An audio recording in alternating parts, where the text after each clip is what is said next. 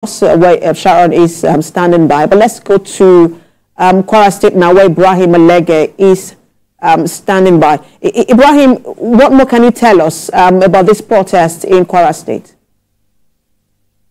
Yes, the protest is primarily to create awareness, for people to understand what these non-academic, staff union of universities are going through, and of course to call the attention of the government to what they call their plight. Number one on the list is the non-payment of their 4 months withheld salary arrears. They said their counterparts in the academic union have been paid, so they equally want to be paid. So, and they said they've made, several appeals to the government, and they also got the commitment of the federal government to pay this, but unfortunately the money has not been paid.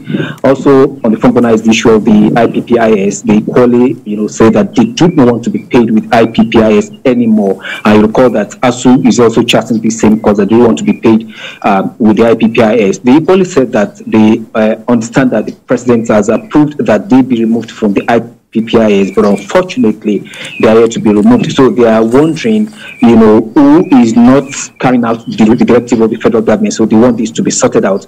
Equally, they talked about their end academic allowance. Their earned allowance has not been paid. They said that the federal government promised to inject 50 billion naira into the 2023 budget so that they will be paid. But unfortunately, they said they have not been paid that one as well. They also talked about the issue of minimum wage and consequential adjustments. They equally want this to be done in earnest. For now, they are expecting the federal government to respond. If there's no response from the federal government, they said they're going to hold a massive rally in Abuja. Thereafter, if nothing is done again, then they will go into a full-blown, industrial action. And we also understand that one of the things that seems to be concern for them is the disparity between how the academic staff are treated compared to the non-academic staff. What are you hearing from them in that regard?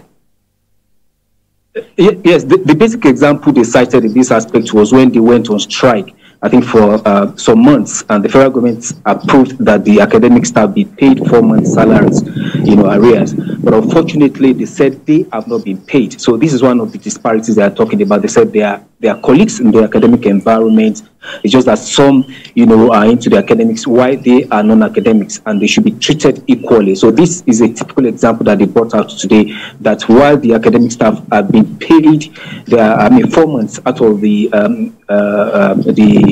arrears of salary owed them, they have not been paid anything, and they've made these the federal government to see reasons on the need, for government to treat them equally. They should be on the same page. So this is a typical example that they are citing.